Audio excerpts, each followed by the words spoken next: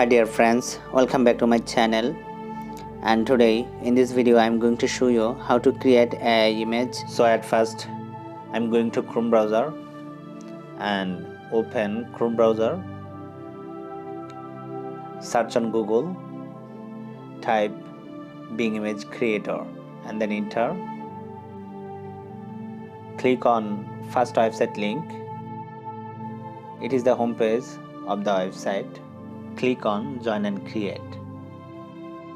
In here I paste my prompt. This is my prompt.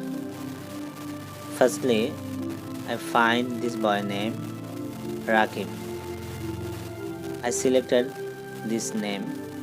You can see. If you want to change this name, you can change and replace with your name. After that, you can change this social media name. This social media name is Facebook. If you want to change or replace with any social media name, okay. After that, click on create. Just wait few seconds. It has been created. Wow, this beautiful avatar. Click on picture, and if you want to download this picture, just click on three dot icon and click on download. It has been downloaded. Okay, so thank you so much for watching this video.